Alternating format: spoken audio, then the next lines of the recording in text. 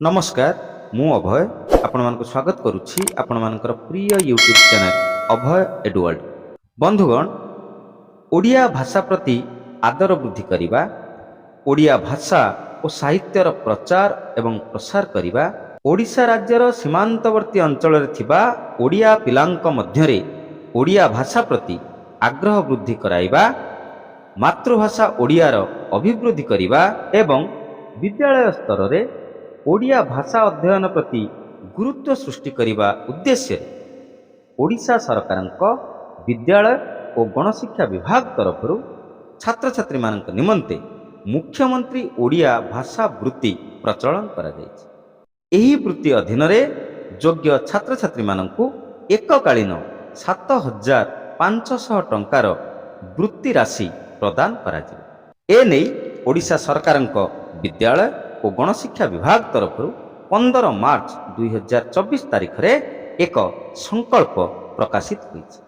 एही वीडियो रे मुख्यमंत्री ओडिया भाषा वृत्ति कौन, केउ श्रेणी रे अध्ययन करुथिबा छात्र छात्री माने एही वृत्ति पाइबे, एही वृत्ति पाइबा पई कौन नियमावली रहिछि, कौन योग्यता रहिछि, वृत्ति राशि कौन, चयन प्रक्रिया किभଳି भाबरे हेबो, वृत्ति राशि किभଳି मिलिबो, वृत्ति बंटन व्यवस्था कौन रहिछि आदि समस्त प्रसंग रे आमे विस्तृत रूपे आलोचना करिबा। जदि ए पर्यंत आपण माने आम चैनल को सब्सक्राइब करना हंती दयाकरी चैनल को सब्सक्राइब करंतु एवं पाखरे थिबा ऑल नोटिफिकेशन बेल आइकन को प्रेस करंतु, जद्वारा आगामी दिन रे मु जेउ सब वीडियो अपलोड करिवि तार नोटिफिकेशन इमिडिएटली आपण मान को मिलि जाय। बंधुगण, ओडिशा सरकारक विद्यालय गणशिक्षा विभाग 15 मार्च 2024 तारिख रे एक संकल्प प्रकाशित करिसंती, जहार नंबर रहिछि 5877। ई संकल्प पत्र रे छात्र छात्री मानक निमंते मुख्यमंत्री ओडिया भाषा वृत्ति प्रचलन करा जाय। ओडिया माध्यम विद्यालय मानकरे अध्ययन करुथिबा एवं ओडिया भाषा रे सफलता सहित उत्तीर्ण होइथिबा छात्र छात्री मानक निमंते स्वतंत्र भाषा वृत्तिर व्यवस्था थिला। परिवर्तित परिस्थिति रे राज्य सरकार यार गुरुत्व को उपलब्धि करी याको परिवर्तन करिया पई चिंता कले एवं तदनुजाई याको मुख्यमंत्री ओडिया भाषा वृत्ति रूपे नामकरण करागला। यह एक स्वतंत्र वृत्ति रूपे प्रदान करिया पई सरकार निष्पत्ति ग्रहण करिछि। आसंतु जानिबा एही वृत्ति पई कोन नियमावली रहिछि। एही वृत्ति ओडिशा माध्यमिक शिक्षा परिषद बा board of secondary education Odisha द्वारा स्वीकृति प्राप्त सरकारी और बेसरकारी अनुदान प्राप्त ओडिया माध्यम उच्च विद्यालय वार्षिक हाईस्कूल सर्टिफिकेट परीक्षा रे पास करुथिबा छात्र छात्री मानक पई उद्दिष्ट। ओडिशा माध्यमिक शिक्षा परिषद द्वारा परिचालित वार्षिक हाईस्कूल सर्टिफिकेट परीक्षा रे मातृभाषा ओडिया रे अधिक नंबर रखिथिबा छात्र छात्री माने एही वृत्ति पई योग्य विवेचित हेबे। एबे हमें जानिबा जे मैट्रिक परीक्षा रे ओडिया भाषा रे बा मातृभाषा ओडिया विषय रे अधिक नंबर रखिथिबा केते जन छात्र छात्री को एही वृत्ति प्रदान करा जाय। एही वृत्ति मैट्रिक परीक्षा रे ओडिया भाषा विषय रे सर्वाधिक नंबर रखिथिबा प्रति ब्लॉक बा पौर निगम 20 जन, म्युनिसिपालिटी 10 जन एवं विज्ञापित अंचल परिषद 5 जन को प्रदान करा जाय।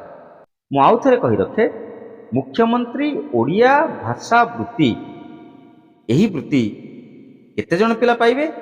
मैट्रिक परीक्षा रे ओडिया भाषा विषय रे सर्वाधिक नंबर रखिथिबा जिते छात्र छात्री थिबे सेमानक मध्यरु प्रत्येक ब्लॉक रु 20 जन, प्रत्येक पौर निगम रु 20 जन, प्रत्येक म्युनिसिपालिटी 10 जन एवं प्रत्येक विज्ञापित अंचल परिषद बा एनएसी 5 जन छात्र छात्री को प्रदान करा जाय। शेष स्थान पई वृत्ति निमंते एकाधिक छात्र छात्री समान नंबर रखिथिबा स्थले मैट्रिक परीक्षा रे मोट अधिक नंबर रखिथिबा छात्र बा छात्री एही वृत्ति पाइबा पई योग्य विवेचित हेबे।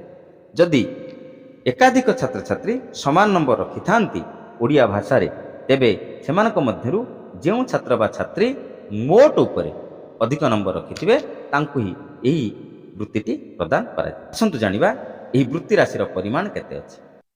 एहा एककालीन वृत्ति और प्रत्येक योग्य छात्र छात्री वृत्तिर परिमाण हेउछि 7,500 टंका।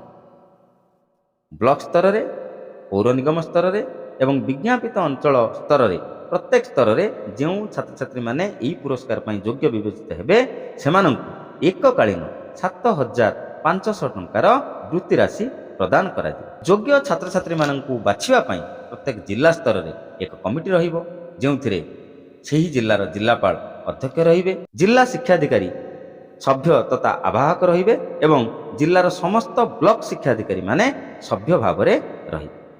ଆସନ୍ତୁ ଜାଣିବା ଏହି ବୃତ୍ତି ଯୋଜନା କେବେଠାରୁ ଆରମ୍ଭ ହେବ। ଏହି ବୃତ୍ତି ଯୋଜନା 2024-25 ମସିହା ଆର୍ଥିକ ବର୍ଷ ଠାରୁ ଲାଗୁ ହେବ ଏବଂ 2024 ମସିହା ଫଳ ଅନୁଯାୟୀ ହାଇସ୍କୁଲ ପରୀକ୍ଷା ପରଠାରୁ କାର୍ଯ୍ୟକାରୀ ହେବ। ଆଉ ଥରେ କହି ରଖେ, ଏହି ବୃତ୍ତି ଯୋଜନା 2024-25 ମସିହା ଆର୍ଥିକ ବର୍ଷରୁ ଲାଗୁ ହେବ ଏବଂ 2024 ମସିହା ଫଳ ଅନୁଯାୟୀ ହାଇସ୍କୁଲ ପରୀକ୍ଷା ପରଠାରୁ କାର୍ଯ୍ୟକାରୀ ହେବ। ଏହା ଥିଲା ଓଡ଼ିଶା ସରକାର ବିଦ୍ୟାଳୟ ଓ ଗଣଶିକ୍ଷା ବିଭାଗ ତରଫରୁ ନୂତନ ଭାବରେ ପ୍ରଚଳିତ କରାଯାଇଥିବା ମୁଖ୍ୟମନ୍ତ୍ରୀ ଓଡ଼ିଆ ଭାଷାବୃତ୍ତି ସମ୍ବନ୍ଧରେ ବିସ୍ତୃତ ସୂଚନା।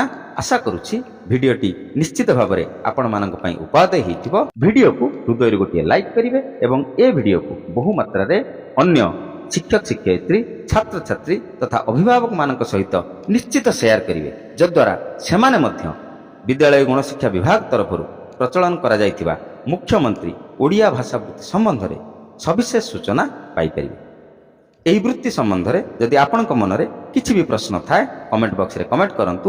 ମୁଁ ଯଥାସମ୍ଭବ ଚେଷ୍ଟା କରିବି ଆପଣମାନଙ୍କ ସମସ୍ତ ପ୍ରଶ୍ନର ଉତ୍ତର ରଖିବା ପାଇଁ। ବର୍ତ୍ତମାନ ପାଇଁ ଏଇଠି ରହିବା। ଧନ୍ୟବାଦ, ନମସ୍କାର।